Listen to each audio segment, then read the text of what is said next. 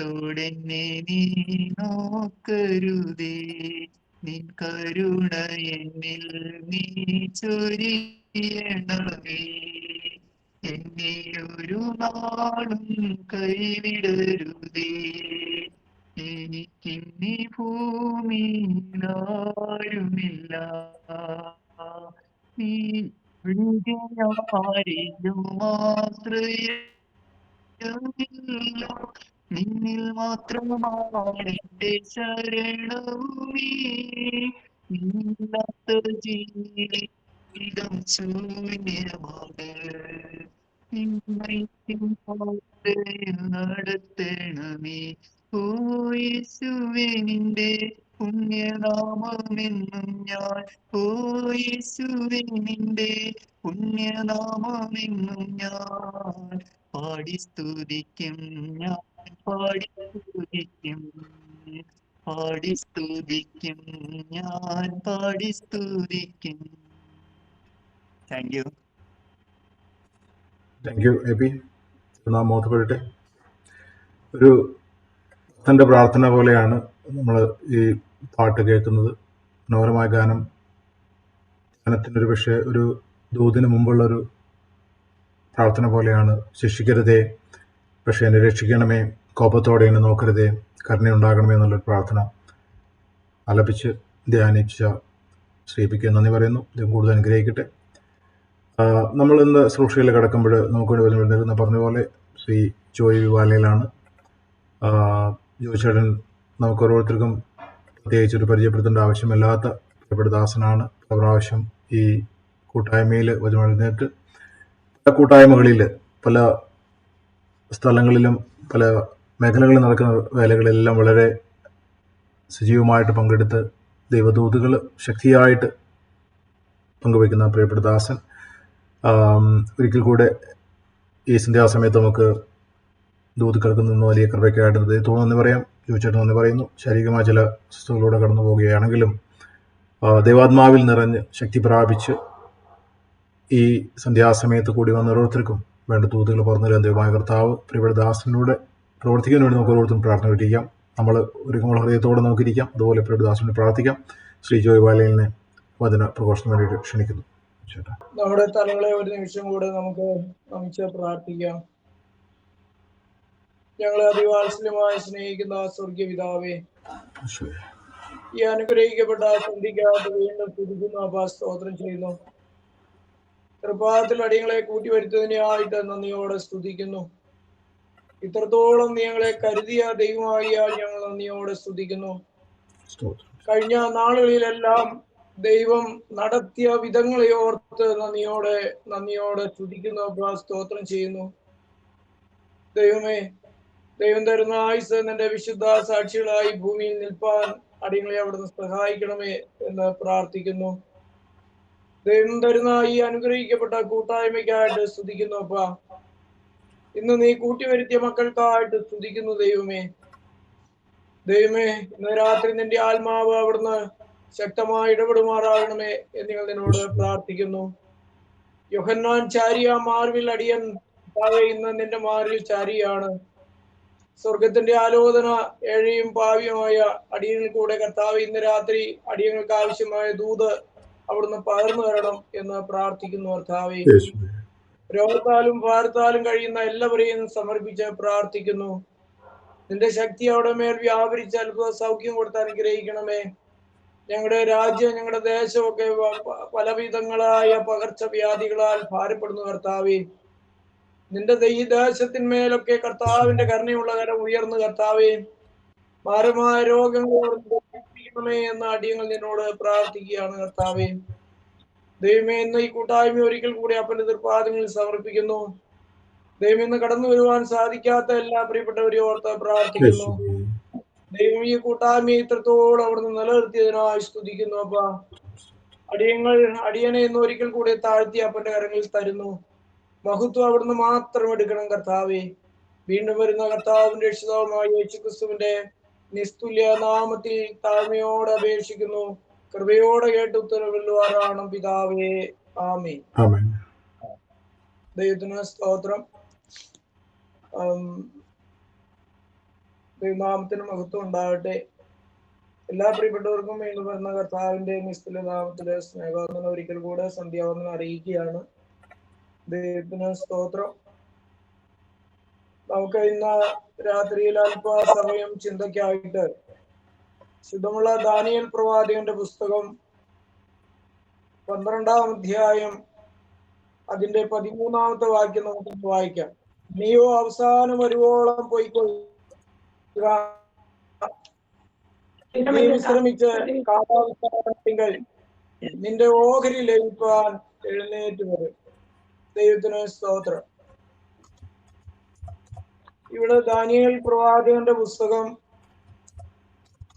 അതിന്റെ അവസാന അധ്യായത്തിന്റെ അവസാനത്തെ വാക്യമാണ് നമ്മളിവിടെ വായിച്ചു കേട്ടത്. ദാനിയേൽ പ്രവാചകന്റെ പുസ്തകത്തിന് 12 അധ്യായങ്ങളാണ് ഉള്ളത്. ദാനിയേൽ പ്രവാചകന്റെ വാർദ്ധക്യ കാലത്ത് സ്വർഗത്തിലെ ദൈവം ദാനിയേലിന്റെ അടുക്കിലേക്ക് ഇറങ്ങി വന്ന്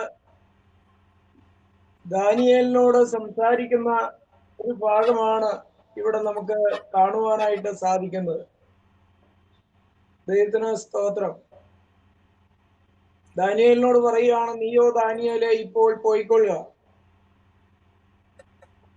നീ വിശ്രമിച്ച് കാലാവസാനത്തിങ്കൽ നിന്റെ ഓഹരി ലഭിപ്പാൻ എഴുന്നേറ്റ് വരും. നമുക്ക് ആ വാക്യം വായിക്കുമ്പോൾ നമുക്ക് ഒരുപാട് കാര്യങ്ങൾ അതിൽ നിന്ന് ധ്യാനിപ്പാനായിട്ട് സാധിക്കും.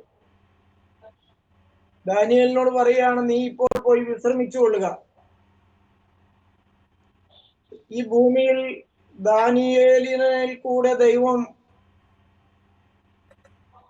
ആഗ്രഹിച്ചതും ദൈവം ഇട്ടിരുന്ന പദ്ധതിയും ദാനിയേലിൽ കൂടെ നിർവഹിച്ചു കഴിഞ്ഞപ്പോൾ ദാനിയേലിനെ സ്വർഗത്തിലെ ദൈവം തിരിച്ചു വിളിക്കുകയാണ്. ദാനിയേൽ അതുവരെയും വിശ്രമമില്ലാത്ത ഒരു ജീവിതമായിരുന്നു. ദാനിയേലിനോട് പറയുകയാണ്, നീ വിശ്രമിക്കുവാൻ പോയിക്കൊള്ളുക, നീ വിശ്രമിച്ച് ഇതിന്റെ ഒരു അവസാന കാലമുണ്ട്, ഒരു കാലാവസാനതമുണ്ട്. അപ്പോൾ നീ നിനക്കുള്ള ഓഹരി ലയിപ്പാനായിട്ട് നീ എഴുന്നേറ്റ് വരും. അത് ദൈവം ദാനിയേലിന് കൊടുക്കുന്ന വാഗ്ദത്തമാണ്. ദാനിയേലിനെ കുറിച്ച് നാം ഈ 12-ാം അധ്യായത്തിന്റെ അവസാന ഭാഗത്ത് ദൈവം ദാനിയേലിനോട് സംസാരിച്ച ആ വാക്യം ഇന്ന് രാത്രിയിലും നമുക്ക് ചിന്തിപ്പാനും ധ്യാനിപ്പാനുമായിട്ട് ദൈവത്തിന്റെ പരിശുദ്ധാത്മാവ് അത് രേഖപ്പെടുത്തി. അനേക ദാസന്മാരിൽ കൂടെ ലോകം മുഴുവൻ ഈ ദാനിയേൽ പ്രവാചകന്റെ പുസ്തകത്തെ കുറിച്ചൊക്കെ സവിസ്തരം പ്രസംഗിച്ചുകൊണ്ടിരിക്കുന്ന സംഭവങ്ങളാണ്. എന്തുമാത്രം പ്രസംഗിച്ചാലും പറഞ്ഞാലും തീരാത്ത ഒരു വ്യക്തിത്വത്തിന്റെ ഉടമയാണ് ദാനിയേൽ. ദാനിയേൽ ആരായിരുന്നു എന്ന് നമുക്കൊന്ന് ചുരുക്കമായിട്ടൊന്ന് മനസ്സിലാക്കാം, സമയത്തിന്റെ പരിധിയിൽ നിന്നുകൊണ്ട്. ദാനിയേൽ ഒരു യഹൂദനായിരുന്നു. ഇവിടെ യഹൂദനായ ദാനിയേൽ അവന്റെ അവൻ ഒരു യൗവനക്കാരനായിരിക്കുന്ന കാലഘട്ടത്തിന് മുന്നമേ തന്നെ അവൻ അടിമത്വത്തിലേക്ക് പോയി. എന്ന് പറഞ്ഞാൽ ബാബേൽ സാമ്രാജ്യത്തിന്റെ അടിമത്വത്തിൽ കഴിയേണ്ടി വന്ന ഒരു മനുഷ്യനാണ് ദാനിയേൽ. കുറച്ചുകൂടി വ്യക്തമായിട്ട് ഞാനൊന്ന് സൂചിപ്പിക്കട്ടെ പ്രിയപ്പെട്ടവരെ. ദാനിയേൽ ഒരു യഹൂദനായിരുന്നു എന്ന് ഞാൻ ഓർമ്മപ്പെടുത്തി. യഹൂദന് ഏറ്റവും പ്രധാനപ്പെട്ട പുണ്യസ്ഥലമാണ് യെരുശലേം എന്ന് പറയുന്നത്. അതേപോലെ ഓരോ യഹൂദനും അവന്റെ എല്ലാമാണ് യെരുശലേം ദേവാലയം. യെരുശലേം ദേവാലയവും ഈ യെരുശലേമും ബാബേൽ രാജാവായ നെബൂഖദ്നേസർ രാജാവ് അതിനെ ആക്രമിച്ച് അവരുടെ ഓരോ യഹൂദന്റെയും ഏറ്റവും അഭിമാനത്തിന്റെ വിഷയമായ, അല്ലെങ്കിൽ യഹോവയാം ദൈവം അവർക്ക് വേണ്ടി ഈ ലോകത്തിന് ദാനമായി കൊടുത്ത യെരുശലേം ദേവാലയം, ആ യെരുശലേം ദേവാലയം നെബൂഖദ്നേസർ രാജാവ് തകർത്ത് തരിപ്പണമാക്കി. അതുമാത്രമല്ല, യെരുശലേമിനെ നിരോധിച്ച് യെരുശലേമിലുള്ള സകല സമ്പത്തുകളും അദ്ദേഹം ആക്രമിച്ച് ബാബേലിലേക്ക് കൊണ്ടുപോയി. അതുമാത്രമല്ല, യെരുശലേമിലെ ഏറ്റവും പ്രധാനപ്പെട്ടവരെയും സാധാരണക്കാരെയും അടിമകളെയും എന്നുവേണ്ട ഒരു വലിയ ജനാവലിയെ ബാബേൽ രാജാവ് ബാബേലിലേക്ക് അടിമകളായി കൊണ്ടുപോയി. സമ്പത്ത് കൊണ്ടുപോയി. യെരുശലേം ദേവാലയം തകർത്തു കളഞ്ഞു. യെരുശലേം ദേവാലയത്തിൽ ആ ദൈവത്തെ ആരാധിക്കുന്നതിനും വിശുദ്ധ വസ്തുക്കൾ മാത്രം അത് പാനം ചെയ്യുവാനുമായിട്ട് ഉപയോഗിച്ചിരുന്ന ആ മനോഹരമായ വിലയുള്ള വസ്തുക്കളെല്ലാം ബാബേലിലേക്ക് അദ്ദേഹം എടുത്തുകൊണ്ടുപോയതായിട്ട് നമുക്ക് കാണുവാൻ സാധിക്കുന്നുണ്ട്. ദാനിയേൽ പ്രവാചകന്റെ പുസ്തകം 1-ാം അധ്യായം മുതൽ നാം വായിക്കുമ്പോൾ ഒരുപാട് കാര്യങ്ങൾ നമുക്ക് ധ്യാനിപ്പാനും ചിന്തിപ്പാനുമായിട്ടുണ്ട്. ഞാൻ ഈ അരമണിക്കൂർ സമയം കൊണ്ട് അതിൽ കൂടെ ഒന്ന് ഓടിച്ച് ചില പോയിന്റ്സുകൾ മാത്രം ധ്യാനിക്കാമെന്നാണ് കർത്താവ് ശരണപ്പെടുന്നത്. ദാനിയേൽ എന്ന് പറയുന്ന ആ വ്യക്തിത്വത്തെ നമ്മുടെ മുമ്പിൽ ഒന്ന് അല്പമായി ഒന്ന് വരച്ചു കാണിക്കുക ആവശ്യമാണ് പ്രിയപ്പെട്ടവരെ. അങ്ങനെ അടിമകളായി യെരുശലേമിനെയും യെരുശലേം ദേവാലയത്തെയും യെരുശലേമിന്റെ രാജാവിനെയും പുരോഹിതന്മാരെയും അതുപോലെ പ്രവാചകന്മാരെയും അതുപോലുള്ള രാജകുലത്തിൽപ്പെട്ട സന്തതികളെയും നല്ല നല്ല കഴിവുകളുള്ളവരെയും അല്ലെങ്കിൽ രാജ്യത്തിന്റെ നിയമങ്ങൾ അല്ലെങ്കിൽ നല്ല വിദ്യാഭ്യാസമുള്ളവര്, ഏത് നിലകളിലും പാണ്ഡിത്യമുള്ളവര്, അങ്ങനെയുള്ളവരെ എല്ലാം ഈ നെബൂഖദ്നേസർ രാജാവ് അടിമകളായി ബാബേലിലേക്ക് പിടിച്ചു കൊണ്ടുപോയി. പ്രിയപ്പെട്ടവരെ, അങ്ങനെ പിടിച്ചു കൊണ്ടുപോയവരിൽ ഒരാളായിരുന്നു ദാനിയേൽ പ്രവാചകൻ. പിടിച്ചു കൊണ്ടുപോകുമ്പോൾ അദ്ദേഹം പ്രവാചകനൊന്നുമല്ല, ഒരു ബാലനാണ്. ദൈവത്തിന് സ്തോത്രം. നമുക്ക് കാണാം, ദാനിയേൽ പ്രവാചകന്റെ പുസ്തകം 1-ാം അധ്യായം നിങ്ങൾ വേദപുസ്തകമുള്ളവരൊന്ന് തുറന്നു നോക്കിയേ. അതെല്ലാം വായിപ്പിക്കുവാനായിട്ട് നേരമില്ല പ്രിയപ്പെട്ടവരെ. ദാനിയേൽ പ്രവാചകന്റെ പുസ്തകം 1-ാം അധ്യായം നമ്മൾ ആരംഭിക്കുന്നത് ഇങ്ങനെയാണല്ലോ. യഹൂദ രാജാവായ യഹോയാക്കീമിന്റെ വാഴ്ചയുടെ 3-ാം ആണ്ടിൽ ബാബേൽ രാജാവായ നെബൂഖദ്നേസർ രാജാവ് യെരുശലേമിൽ വന്ന് അതിനെ നിരോധിച്ചു. കർത്താവ് യഹൂദ രാജാവായ യഹോയാക്കീമിനെയും ദൈവത്തിന്റെ ആലയത്തിലെ പാത്രങ്ങളെയും ചിലതിനെയും അവൻ തന്റെ കയ്യിലേൽപ്പിച്ചു. അവൻ അവയെ ശീനാദ് ദേശത്തിന്റെ തന്റെ ദേവന്റെ ക്ഷേത്രത്തിലേക്ക് കൊണ്ടുപോയി. ആ പാത്രങ്ങളെ അവൻ തന്റെ ദേവന്റെ ഭണ്ഡാരഗൃഹത്തിൽ വെച്ചു.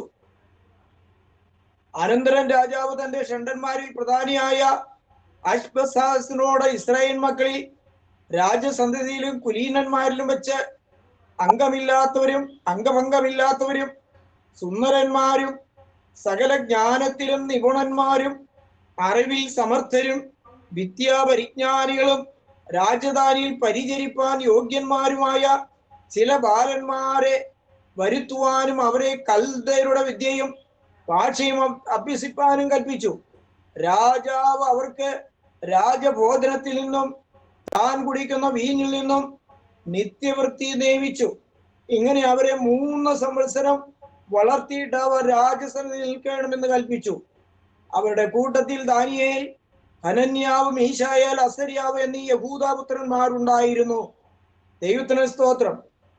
ഷണ്ടാധിപൻ അവർക്ക് പേരിട്ടു. ദാനിയേലിന് അവർ ബെൽശസ്സർ എന്നും, ഹനന്യാവിന് ശദ്രക്കെന്നും, മീശായേലിന് മേശക്കെന്നും, അസര്യാവിന് അവര് അബേദ്നേഗോ എന്നും പേർ വിളിച്ചു. ദൈവത്തിന് സ്തോത്രം.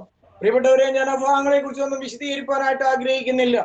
അങ്ങനെ അടിമകളായി കൊണ്ടുപോയവരിൽ 4 പേരെ പ്രധാന, അവരിൽ നിന്ന് കൊട്ടാരത്തിൽ രാജാവിനെയും രാജകൊട്ടാരത്തിലും സേവ ചെയ്യുവാൻ വേണ്ടിയിട്ട് നല്ല മിടുമിടുക്കരായ യോഗ്യതയുള്ള ആളുകളെ തെരഞ്ഞെടുക്കാനായിട്ട് രാജാവ് ഏൽപ്പിക്കുകയാണ്. ആ നിലയിൽ ഏറ്റവും മിടുമിടുക്കരായ ദാനിയേൽ, ശദ്രക്ക്, മേശക്ക്, അബേദ്നേഗോ, അങ്ങനെ 4 പേരെ തെരഞ്ഞെടുക്കുകയാണ്. പ്രിയപ്പെട്ടവരെ, എന്റെ ദൈവത്തിന് നന്ദിയോടെ സ്തോത്രം. അതുമാത്രമല്ല, അവരുടെ ഭക്ഷണം എന്ന് പറയുന്നത് അത് രാജാവിന്റെ പന്തിയിൽ നിന്നായിരിക്കണം, രാജഗൃഹത്തിൽ നിന്നായിരിക്കണം. അവര് രാജാവിന്റെ കൊട്ടാരത്തിൽ സേവ ചെയ്യുവാനുള്ളത് കൊണ്ട് രാജകൊട്ടാരത്തിന് യോഗ്യമായ നിലയിൽ ഭക്ഷണം എല്ലാം കഴിച്ച് ശരീരം പുഷ്ടി പ്രാപിക്കണം. അതിന് അവർക്ക് രാജകൊട്ടാരത്തിൽ നിന്ന് അവർക്ക് അതേ ഭക്ഷണങ്ങളെല്ലാം ക്രമീകരിക്കുകയാണ്. അങ്ങനെ വരുമ്പോൾ പ്രിയപ്പെട്ടവരെ, അതിന്റെ 8-ാം വാക്യത്തിൽ ദാനിയേലും അവരും ഒരു തീരുമാനമെടുക്കുകയാണ്. ദാനിയേലും ശദ്രക്കും മേശക്കും ഒരു തീരുമാനമെടുക്കുകയാണ്. അതിന്റെ 8-ാം വാക്യം ഇങ്ങനെയാണ്: എന്നാൽ രാജാവിന്റെ ഭോജനം കൊണ്ടും അവൻ കുടിക്കുന്ന വീഞ്ഞു കൊണ്ടും തന്നെത്താൻ അശുദ്ധമാക്കിയില്ല എന്ന് ദാനിയേൽ ഹൃദയത്തിൽ നിശ്ചയിച്ചു. പ്രിയപ്പെട്ടവരെ, ഞാൻ പറയട്ടെ, ബാബേൽ സാമ്രാജ്യമാണ് ലോകത്തിൽ ആദ്യമായി ഉണ്ടായത്. ബാബേൽ സാമ്രാജ്യമാണ്. 4 സാമ്രാജ്യങ്ങൾ ഈ ഭൂമിയിൽ ഉണ്ടായി. ബാബേൽ സാമ്രാജ്യം ഉണ്ടായി. ബാബേൽ സാമ്രാജ്യത്തെ തകർത്ത് കളഞ്ഞുകൊണ്ട് ഒരു മേദുപാർസി സാമ്രാജ്യം ഉണ്ടായി, പേർഷ്യ സാമ്രാജ്യം. എന്നാൽ പ്രിയപ്പെട്ടവരെ, അതിനെയും തകർത്ത് കളഞ്ഞുകൊണ്ട് ഒരു ഗ്രീക്ക് സാമ്രാജ്യം ഉണ്ടായി. ഗ്രീക്ക് സാമ്രാജ്യം തകർന്നു പോയി, ഒരു റോമാ സാമ്രാജ്യം ഉണ്ടായി. ഈ ലോകത്ത് 4 സാമ്രാജ്യങ്ങൾ ശക്തമായി വാണിട്ടുണ്ട്. അതിൽ 1-ാമത്തെ സാമ്രാജ്യമായിരുന്നു ഈ ബാബേൽ സാമ്രാജ്യം. ആ ബാബേൽ സാമ്രാജ്യത്തിന്റെ സ്ഥാപകൻ നെബൂഖദ്നേസർ രാജാവായിരുന്നു. ആ നെബൂഖദ്നേസർ രാജാവ് ഇസ്രായേലിനെ ആക്രമിച്ച് അവിടെയുള്ള എല്ലാ വസ്തുക്കളും അടിമകളായി പിടിച്ചുകൊണ്ടുപോയി ദൈവദാസന്മാരെയും പ്രവാചകന്മാരെയും പുരോഹിതന്മാരെയും എല്ലാം അടിമകളായി പിടിച്ചുകൊണ്ടുപോയി. അതിൽ 4 പേരായ ശദ്രക്ക്, മേശക്ക്, അബേദ്നേഗോ, ദാനിയേൽ എന്നിവരെ അവർ രാജധാനിയിലെ ശുശ്രൂഷയ്ക്കായിട്ട് തെരഞ്ഞെടുത്തു. അത്രയും കാര്യങ്ങളാണ് ഞാൻ നിങ്ങളെ ഓർമ്മപ്പെടുത്തിയത്. ദൈവത്തിന് നന്ദിയോടെ സ്തോത്രം. അപ്പോൾ അങ്ങനെ ഒരു തീരുമാനം അവർക്ക് രാജകൊട്ടാരത്തിൽ നിന്ന് ഭക്ഷണങ്ങൾ ക്രമീകരിച്ചപ്പോൾ ദാനിയേലും അവരുടെ കൂട്ടത്തിലുള്ള ശദ്രക്ക്, മേശക്ക്, അബേദ്നേഗോ അവർ 3 പേരും കൂടി ഒരു തീരുമാനം എടുക്കുകയാണ്: രാജാവിന്റെ ഭോജനം കൊണ്ട് ഞങ്ങൾ തന്നെത്താൻ അശുദ്ധമാകിയില്ല. എന്റെ ദൈവത്തിന് സ്തോത്രം. പ്രിയപ്പെട്ടവരെ, അധികം പ്രായമില്ല, അവര് യഹൂദനാണ്. ഓരോ യഹൂദനും അവന്റെ പ്രമാണം അവന് ഏറ്റവും വലുതാണ്. ദൈവം അവർക്ക് കൊടുത്ത ന്യായപ്രമാണം അവർക്ക് ഏറ്റവും വലുതാണ്. പ്രിയപ്പെട്ടവരെ, ദൈവത്തെ വിട്ടിട്ട് അവർക്ക് ഒരു ജീവിതമില്ല. ദൈവത്തിന്റെ ന്യായപ്രമാണത്തെ വിട്ട് അവർക്കൊരു ജീവിതമില്ല. അങ്ങനെ ഈ ലോകത്ത് അവർക്ക് ജീവിക്കാനേ അവർ ആഗ്രഹിക്കുന്നില്ല. അവരൊരിക്കലും ദൈവത്തിന്റെ പ്രമാണത്തിൽ നിന്നോ അവർ അകലുകയില്ല. അത് അവരുടെ ജീവിതത്തിൽ അവർക്ക് അത് മരിക്കുന്നതിന് തുല്യമാണ്. അപ്പോൾ തന്നെ അവരെ തെരഞ്ഞെടുത്തു. അവരെ രാജകൊട്ടാരത്തിൽ ഉദ്യോഗാർത്ഥികളായിട്ട് അവർ സ്ഥാനമേറ്റു. പക്ഷെ അവരൊരു കാര്യം പറഞ്ഞു: ഇല്ല, രാജാവിന്റെ ഭക്ഷണം കൊണ്ട് ഞങ്ങൾ തന്നെത്താൻ അശുദ്ധമാക്കിയില്ല. ഞങ്ങൾക്കൊരു പ്രമാണമുണ്ട്, ഞങ്ങൾക്കൊരു നിയമമുണ്ട്, യഹൂദന്മാർക്കൊരു പ്രമാണമുണ്ട്, യഹൂദന്മാർക്കൊരു ദൈവമുണ്ട്. അഖിലാണ്ടത്തെ സൃഷ്ടിച്ച യഹോവയാം ദൈവം, ആ ദൈവം ഞങ്ങൾക്കൊരു പ്രമാണം തന്നിട്ടുണ്ട്, ഒരു ന്യായപ്രമാണം തന്നിട്ടുണ്ട്. ആ ന്യായപ്രമാണത്തിന് വിരുദ്ധമായ യാതൊരു ഭക്ഷണവും ഞങ്ങൾക്ക് വേണ്ട, ഞങ്ങൾ കഴിക്കുകയില്ല. അത് കഴിക്കുന്നത് ഞങ്ങൾക്ക് അശുദ്ധമാണ്. അശുദ്ധമായ ഭക്ഷണം കഴിച്ച് ഞങ്ങൾ തന്നെത്താനെ അശുദ്ധമാക്കിയില്ല എന്ന് അവർ തീരുമാനമെടുത്തു. ദൈവത്തിന് നന്ദിയോടെ സ്തോത്രം. അതിനവർ പറഞ്ഞു: നിങ്ങൾ ഞങ്ങളെ പരീക്ഷിച്ചുകൊള്ളുക, ഞങ്ങൾ ഒരിക്കലും ക്ഷീണിച്ചിരിക്കില്ല, ഞങ്ങൾ അല്ലെങ്കിൽ മെലിഞ്ഞു പോകുകയില്ല എന്ന് പറഞ്ഞു. ദൈവത്തിന് സ്തോത്രം. അതവർക്ക് ധൈര്യമായിരുന്നു. ദാനിയേൽ ദൈവത്തോട് വിശ്വസ്തനായിരുന്നു. പ്രിയപ്പെട്ടവരെ, ഞാനിവിടെ നിങ്ങളോട് ഒന്നാമതായിട്ട് ഓർപ്പിക്കുവാനായിട്ട് ആഗ്രഹിക്കുന്ന വിഷയം, അതേ, അവർ ദൈവത്തിൽ വിശ്വസ്തരായിരുന്നു, അവരുടെ വചനത്തിൽ വിശ്വസ്തരായിരുന്നു, അവർ അവരുടെ ന്യായപ്രമാണത്തിനും ദൈവത്തിനും അവർ ജീവിതത്തിൽ ഒന്നാം സ്ഥാനം കൊടുത്തിരുന്നു. അതുകൊണ്ട് തന്നെ അവർ ജീവിതത്തിൽ ഒരു തീരുമാനമെടുക്കുകയാണ്. എന്താണ്? ദൈവത്തെ വെറുപ്പിച്ച് ഞങ്ങൾക്കൊരു ഭക്ഷണം വേണ്ട. ഭക്ഷണത്തിൽ ദാനിയേൽ വിശ്വസ്തനായിരുന്നു. ദൈവത്തിന് സ്തോത്രം. പ്രിയപ്പെട്ടവരെ, ഒരു പ്രമാണം വിട്ട് അവർ ഭക്ഷണം കഴിക്കുകയില്ല. അതൊരു തീരുമാനമാണ്. അവർ അശുദ്ധമാക്കുന്ന യാതൊരു ഭക്ഷണവും, ദൈവവചനത്തിന് വിരുദ്ധമായ ഒരു ഭക്ഷണവും ഈ ബാലന്മാർ കഴിക്കുകയില്ല എന്ന് തീരുമാനിച്ചു. അതിന്റെ പരിണത ഫലം പക്ഷേ വലുതായിരിക്കാം. പക്ഷെ അവരുടെ തീരുമാനമായിരുന്നു. ദൈവവചനത്തെ വിട്ടൊരു ജീവിതം വേണ്ട, ദൈവത്തെ വിട്ടൊരു ഭക്ഷണം വേണ്ട. അത് രാജകൊട്ടാരത്തിൽ വളരെ രുചിയേറിയ ഭക്ഷണം കിട്ടും, ഇതൊന്നും ഞങ്ങൾക്ക് ആവശ്യമില്ല. ദൈവത്തിന് സ്തോത്രം. പ്രിയപ്പെട്ടവരെ, നമ്മുടെയൊക്കെ ജീവിതത്തിൽ നമ്മുടെ ആത്മീയ ജീവിതത്തിൽ, ക്രിസ്തീയ ജീവിതത്തില് ഇന്ന് ദൈവവചനത്തിന് യാതൊരു വിലയില്ലാത്തൊരു കാലത്താണ് ഞാൻ നിങ്ങളും ജീവിക്കുന്നത്. മനുഷ്യൻ തോന്നിയതുപോലെ ജീവിക്കുന്ന കാലം, ദൈവവചനത്തിന് യാതൊരു പ്രാധാന്യം കൊടുക്കാത്ത കാലം, ദൈവത്തിന്റെ പ്രമാണത്തിന് ജീവിതത്തിൽ ഒരു വിലയും കൊടുക്കാത്ത കാലം, അത് ഹൃദയത്തിൽ സ്ഥാനമില്ലാത്ത നിലയിൽ എല്ലാ തലങ്ങളിലും ആളുകൾ പ്രവർത്തിക്കുന്ന കാഴ്ച നമുക്ക് കാണുവാൻ സാധിക്കുന്നുണ്ട്. എന്നാൽ ഒരു ദൈവവൈതൽ എങ്ങനെയായിരിക്കണമെന്ന് ദാനിയേലിന്റെ ജീവിതത്തിൽ കൂടെ നമ്മെ പഠിപ്പിക്കുകയാണ്. ഒന്ന്, ഭക്ഷണത്തിൽ വിശുദ്ധി. പ്രിയപ്പെട്ടവരെ, നമ്മുടെയൊക്കെ ദൈവത്തിന് വിരുദ്ധമായ ഒരു ഭക്ഷണവും കഴിച്ച് ദൈവത്തെ കോപിപ്പാനായിട്ട് നമുക്കിടയായി തീരരുത്. ദൈവത്തിന് നന്ദിയോടെ സ്തോത്രം. ദാനിയേൽ അവർ ജീവിതത്തിൽ ഒരു തീരുമാനമെടുത്തു.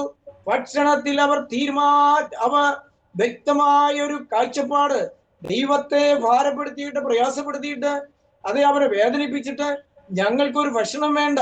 ദാനിയേൽ പ്രവാചകന്റെ 1:8 അത് നാം അങ്ങനെയാണല്ലോ കണ്ടേ. പ്രിയപ്പെട്ടവരെ, ദൈവത്തിന് നന്ദിയോടെ സ്തോത്രം. ദൈവത്തിന്റെ പരിശുദ്ധാത്മാവ് ഇന്ന് രാത്രി BC 587 രേഖപ്പെടുത്തിയ ദാനിയേൽ പ്രവാചകത്തിൽ കൂടെ ഇന്ന് രാത്രി, അതേ ക്രിസ്തുവിന് ശേഷം 2026 വർഷം നാം ഇവിടെ നിൽക്കുമ്പോൾ, പ്രിയപ്പെട്ടവരെ, ദൈവത്തിന്റെ പരിശുദ്ധാത്മാവ് നമ്മോട് ഓർമ്മപ്പെടുത്തിയാണ്, നമ്മുടെ ഭക്ഷണത്തിൽ നമുക്ക് വിശുദ്ധി വേണം. ദൈവത്തിന് നിരക്കാത്ത ഭക്ഷണം നാം കഴിക്കരുത്, കുടിക്കരുത്. ദൈവത്തെ വേദനിപ്പിക്കുന്ന യാതൊരു രീതിയിലുള്ള ഒരു ഭോജനം നമ്മുടെ ജീവിതത്തിൽ ഉണ്ടാകരുത്. ദൈവത്തിന് നന്ദിയോടെ സ്തോത്രം. ദൈവത്തിന് നന്ദിയോടെ മഹത്വം. അതുപോലെ തന്നെ ശുദ്ധമുള്ള ദാനിയേൽ പ്രവാചകന്റെ പുസ്തകം അതിന്റെ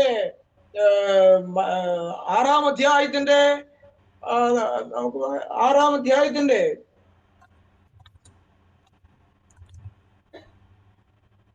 അതിന്റെ 4-5 വാക്യങ്ങൾ നമുക്കൊന്ന് വായിക്കാം. 6-ാം അധ്യായത്തിന്റെ 4-5 വാക്യങ്ങൾ. അവിടെ ഇങ്ങനെയാണ് പറയുന്നത്: ദാനിയേൽ വിശ്വസ്തനായിരുന്നു. ദാനിയേൽ വിശ്വസ്തനായിരുന്നു. ആരോട് വിശ്വസ്തൻ? ദൈവത്തോട് വിശ്വസ്തനായിരുന്നു. ദൈവത്തിന്റെ പ്രമാണത്തോട് വിശ്വസ്തനായിരുന്നു. വേദോസ്തം തുറന്നു നോക്കുന്നതാണ്. ദാനിയേൽ വിശ്വസ്തനായിരുന്നു. അവൻ ഉത്കൃഷ്ട മാനസനായിരുന്നു എന്നാണ് അവിടെ പറയുന്നത്. ദാനിയേൽ വിശ്വസ്തനായിരുന്നു. ദൈവത്തിന് നന്ദിയോടെ സ്തോത്രം. അതിന്റെ 6-ാം അധ്യായത്തിന്റെ 1, 2, 3 വാക്യങ്ങളൊക്കെ നാം വായിക്കുമ്പോൾ വളരെ വ്യക്തമായിട്ട് നമുക്ക് ആ കാര്യങ്ങളെ കുറിച്ച് വ്യക്തമാകുന്നുണ്ട്. അതിന്റെ പശ്ചാത്തലം നമുക്ക് മനസ്സിലാക്കുവാനായിട്ട് സാധിക്കും. ബെൽശസ്സർ രാജാവ് ഭരിക്കേണ്ടതിന് രാജ്യത്തിന്മേൽ 120 പേരെ തെരഞ്ഞെടുത്തു. നമ്മൾ രാജാവ് ആ രാജ്യത്തിന്റെ ചില മാറ്റങ്ങൾ വരുത്താൻ പോവുകയാണ്, ചില ഭരണ പരിഷ്കാരങ്ങൾ വരുത്താൻ പോവുകയാണ്. ദൈവത്തിന് നന്ദിയോടെ സ്തോത്രം. അങ്ങനെ രാജാവ് തന്റെ മന്ത്രിമാരെയൊക്കെ വിളിച്ചൊരു തീരുമാനം പറഞ്ഞു. നമ്മളൊരു 120 പേരടങ്ങുന്ന ഒരു സംഘത്തെ നിയമിക്കുകയാണ്. 120 പേരെ കൂടുന്ന ഒരു സംഘം. അതിൽ നിന്ന് നമ്മൾ 3 പേരെ തെരഞ്ഞെടുക്കും അതിന്റെ ഹെഡായിട്ട്.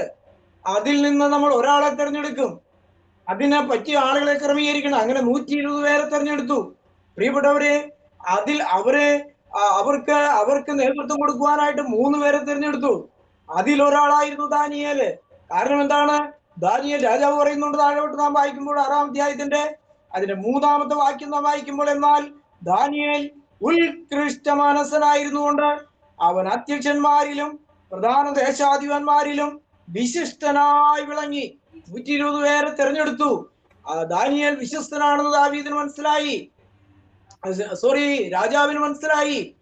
വിശ്വസ്തനാണ് അവൻ, ഉത്കൃഷ്ട മനുഷ്യനാണ്, അവനൊരു വ്യക്തിത്വമുണ്ട്, അവന് വിശ്വസ്തനാണ്, അവന് ചില തീരുമാനങ്ങളുണ്ട്, അവന് ചില അഭിപ്രായങ്ങളുണ്ട്, അവൻ പണ്ഡിതനാണ്, ഏതൊരു വിഷയത്തെ കുറിച്ച് അവന് അറിവുണ്ട്, പരിജ്ഞാനമുണ്ട്.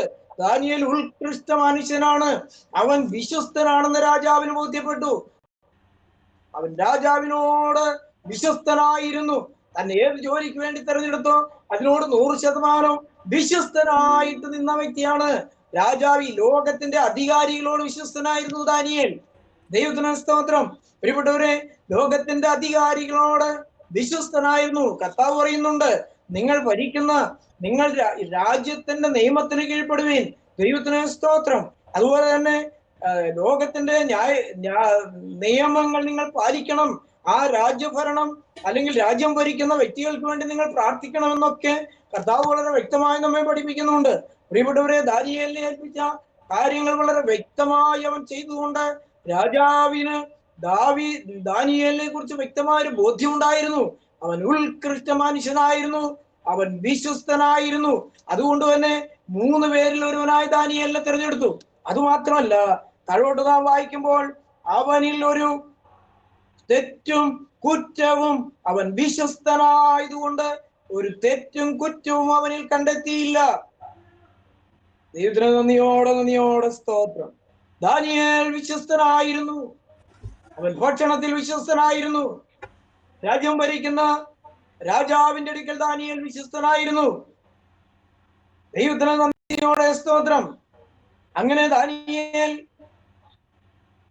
അവന്റെ ന്യായപ്രമാണം താഴോട്ട് നാം വായിക്കുമ്പോൾ ദാനിയേൽ അതിൽ ഒന്നാമനായി രാജ്യം ഭരിക്കുന്ന വ്യക്തികളിൽ ഒന്നാമനായി രാജാവിനെ നിയമിക്കുകയാണ്. എന്ന് പറഞ്ഞാൽ രാജാവ് കഴിഞ്ഞാൽ ആ രാജ്യത്തിന്റെ നിയമം കൈകാര്യം ചെയ്യുന്ന വ്യക്തിയായി ദാനിയേൽ മാറിയാണ്. പ്രിയപ്പെട്ടവരെ, എന്റെ ദൈവത്തിന് നന്ദിയോടെ സ്തോത്രം.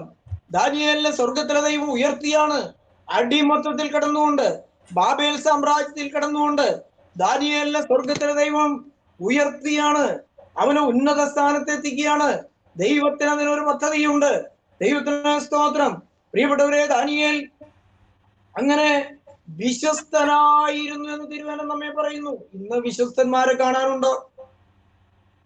ഇന്ന് നമുക്കറിയാം, നാം ദിനപത്രങ്ങളൊക്കെ വായിക്കുമ്പോൾ ഔദ്യോഗിക രംഗത്ത് കൈക്കൂലി വാങ്ങിച്ച് എന്തുമാത്രം ഉദ്യോഗസ്ഥരെ നമ്മൾ കാണുന്നു. വഞ്ചനയും ചതിയും നിറഞ്ഞൊരു വല്ലാത്ത ലോകത്താണ് ഞാൻ നിങ്ങളും ജീവിക്കുന്നത്. ആരെയും വിശ്വസിക്കാൻ പറ്റാത്ത ഒരു ലോകത്ത് ഒരു ഡോക്ടറെ രോഗിക്ക് വിശ്വസിക്കാൻ പറ്റുന്നില്ല. ഒരു അധ്യാപകനെ സ്കൂളിൽ പഠിക്കുന്ന കുഞ്ഞുങ്ങൾക്ക് വിശ്വസിക്കാൻ പറ്റുന്നില്ല. അങ്ങനെ ഒരു വല്ലാത്ത അപ്പന് മക്കളെ വിശ്വസിപ്പാൻ, മക്കൾക്ക് അപ്പനെ മാതാപിതാക്കളെ വിശ്വസിപ്പാൻ പറ്റാത്തൊരു കാലം, ആർക്കും ആരെയും വിശ്വസിക്കാൻ പറ്റാത്തൊരു കാലത്താണ് ഞാൻ നിങ്ങളും ജീവിക്കുന്നത്. ശുദ്ധമുള്ള യിരെമ്യാ പ്രവാചന പുസ്തകം 5:3 ഇങ്ങനെ പറയുന്നുണ്ട്, യഹോവേ നിന്റെ കണ്ണ് വിശ്വസ്തന്മാരെയല്ലയോ നോക്കുന്നത്. ദൈവത്തിന്റെ കണ്ണ് നോക്കുന്നത് വിശ്വസ്തന്മാരെയാണ്. ഇന്ന് വിശ്വസ്തന്മാരില്ല. 12-ാം സങ്കീർത്തനം എന്താ വായിക്കുന്നത്? 12-ാം സങ്കീർത്തനത്തിൽ ഇങ്ങനെയാണ്, വിശ്വസ്തന്മാർ മനുഷ്യപുത്രന്മാരിൽ കുറഞ്ഞിരിക്കുന്നു. ഇന്നൊരു വിശ്വസ്തനും ഇല്ല. മനുഷ്യപുത്രന്മാരിൽ വിശ്വസ്തന്മാരില്ല എന്ന് സങ്കീർത്തന പുസ്തകത്തിൽ കൂടെ ദൈവത്തിന്റെ ആത്മാവ് പറയുകയാണ്. ഇന്നൊരു വിശ്വസ്തനായ മനുഷ്യനെ കാണാൻ പറ്റില്ല. പറയുന്നത് വേറെ, പ്രവൃത്തി വേറെ. ആ നിലയിൽ ഇന്നൊരു സമൂഹമാണ് നമ്മുടെ ചുറ്റുമുള്ളത്. അത് ആത്മീയ തലത്തിലും എല്ലാ തലങ്ങളിലും അങ്ങനെയായി കഴിഞ്ഞു. എല്ലാ മേഖലയിലും വിശ്വസ്തന്മാരില്ല. ദൈവം സ്വർഗത്തിൽ നിന്ന് നോക്കുമ്പോൾ 12-ാം സങ്കീർത്തനം നാം വായിക്കുമ്പോൾ അതിന്റെ ആ 12-ാം സങ്കീർത്തനം മുഴുവൻ അതിനെ കുറിച്ചാണ് പറയുന്നത്. വിശ്വസ്തന്മാരില്ല. ദൈവം സ്വർഗത്തിൽ നിന്ന് കരയുകയാണ്, നോക്കിയാണ്, ആരെയും കാണാനില്ല. എന്റെ ദൈവത്തിന് നന്ദിയോടെ സ്തോത്രം. പ്രിയപ്പെട്ടവരെ, എന്നാൽ ദാനിയേൽ അവന്റെ ജീവിതകാലം അവൻ ശുഭകരമായി ജീവിച്ചു എന്നാണ് തിരുവചനം പറയുന്നത്. ശുഭകരമായി ദാനിയേൽ ജീവിച്ചു.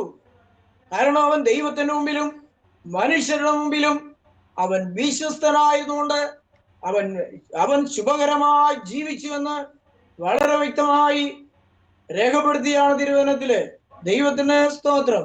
ദാനിയേൽ 6:28 അങ്ങനെ പറയുന്നത്. ദാനിയേൽ ശുഭകരമായി ജീവിച്ചു. മനുഷ്യരുടെ മുൻപിലും ദൈവത്തിന്റെ മുമ്പിലും ദാനിയേൽ ശുഭകരമായി ജീവിച്ചു. നമുക്കറിയാം, ശുദ്ധമുള്ള പ്രവൃത്തിയുടെ പുസ്തകം 4-ാം അധ്യായം നാം വായിക്കുമ്പോൾ അനന്യാസിനെയും സഫീറയെയും കാണാം.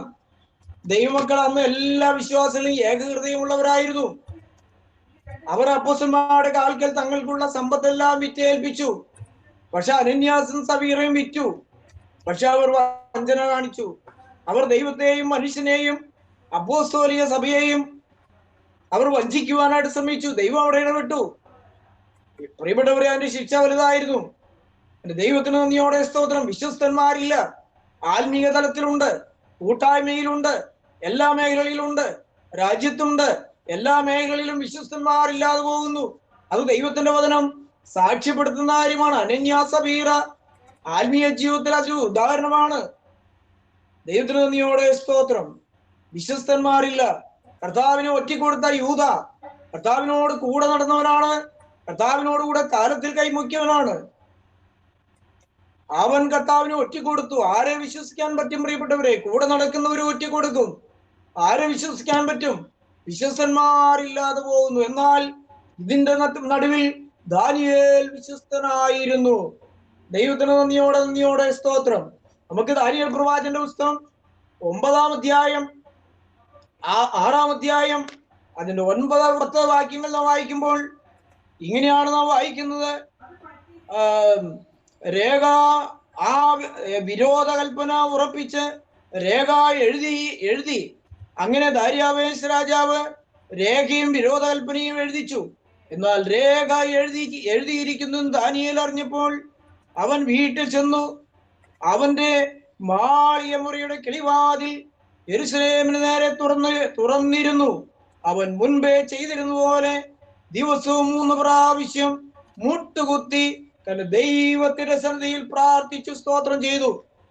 പ്രിയപ്പെട്ടവരെ, ഞാൻ ഓർപ്പിക്കട്ടെ, ദാനിയേൽ പ്രാർത്ഥനയിൽ വിശ്വസ്തനായിരുന്നു എന്ന് പറഞ്ഞാൽ അതിന്റെ പശ്ചാത്തലമൊക്കെ നന്നായി കുറെ പറയാനുണ്ട്. പ്രിയപ്പെട്ടവരെ, നമുക്കറിയാം, ആ 120 പേര് സംഘം ഈ ദാനിയേൽ ഉയർന്ന പൊസിഷനിലെത്തി, ഒന്നാമതെത്തി, രാജ്യം ഭരിക്കാൻ 1-ാം സ്ഥാനത്തെത്തി.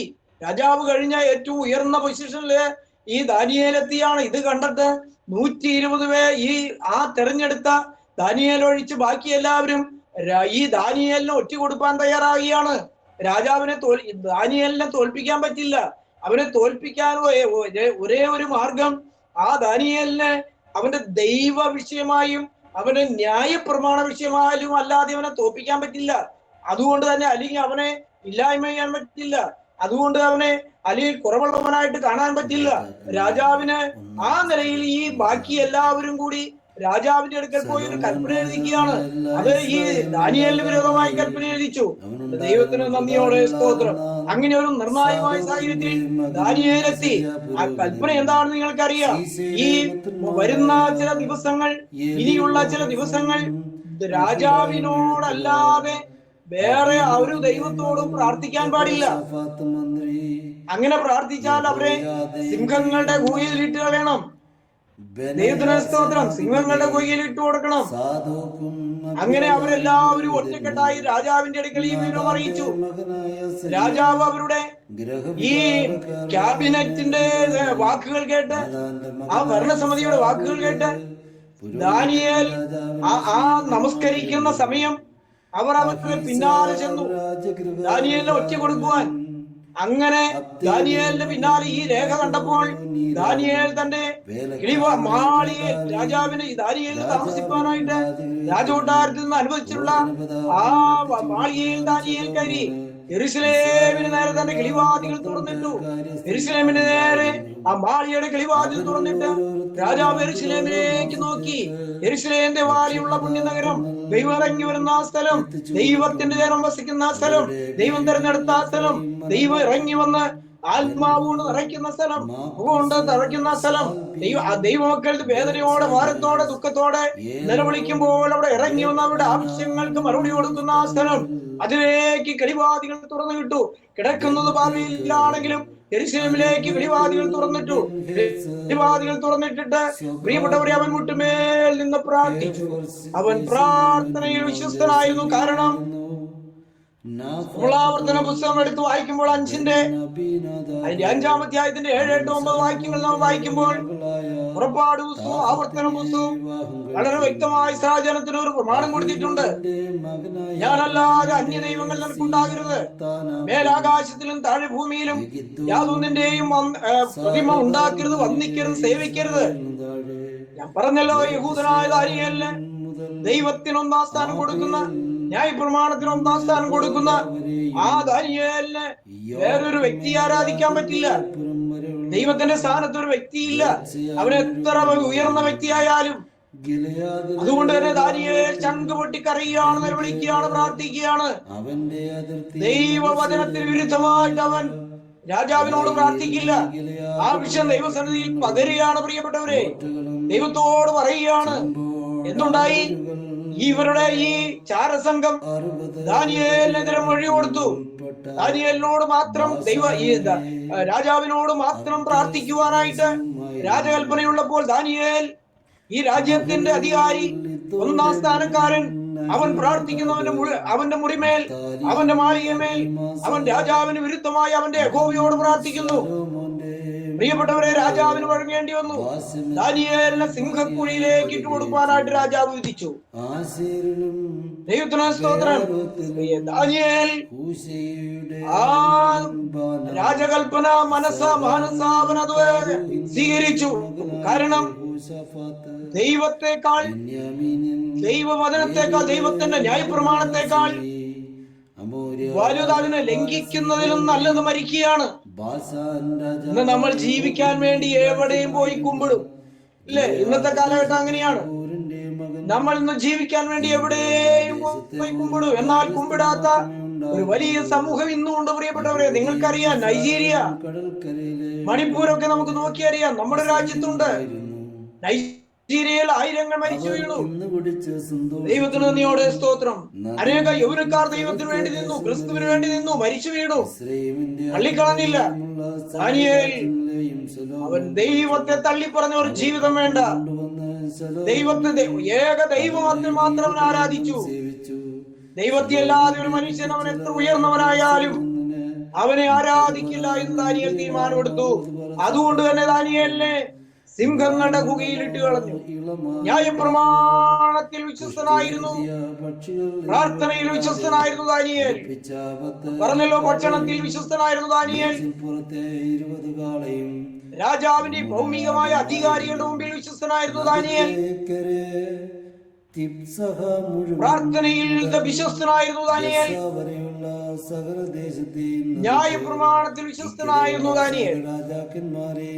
മനുഷ്യരുടെയും ദൈവത്തിന്റെയും മുമ്പിൽ വിശ്വസ്തനായി തന്റെ ജീവിതം കഴിച്ചുകൂട്ടി.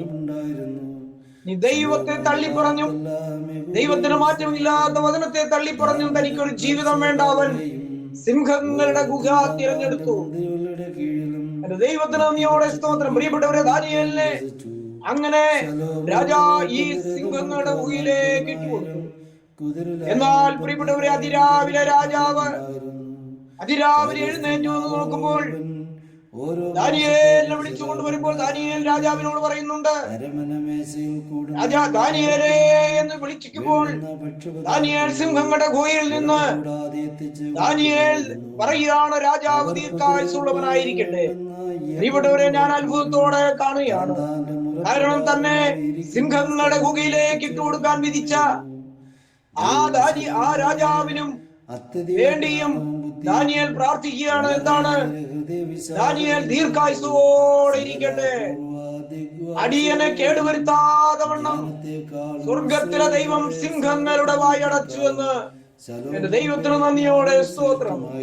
ദൈവത്തിന് വിശ്വസ്തനായി ദൂരെ നിന്ന്, ദൈവത്തിന്റെ ന്യായപ്രമാണത്തിന് വിശ്വസ്തനായി ദൂരെ നിന്ന്, രാജാവിന് വിശ്വസ്തനായി ദൂരെ നിന്ന്, ഭക്ഷണത്തിൽ ദൈവത്തിന് വിരുദ്ധമായ ഒരു ഭക്ഷണവും അശുദ്ധമാക്കുന്ന ഒരു ഭക്ഷണവും കഴിക്കുകയില്ല എന്ന് ഭക്ഷണത്തിൽ വിശ്വസ്തനായി നിന്ന ആ ദാനിയേലിന്റെ ജീവിതത്തിൽ പ്രതിസന്ധികളും വേദനകളും മരണത്തിന്റെ മുന്നിൽ ഒരു സാഹചര്യം വന്നപ്പോൾ സ്വർഗത്തിലെ ദൈവം ദാനിയേലിനോട് വിശ്വസ്തനാകിയാണ്.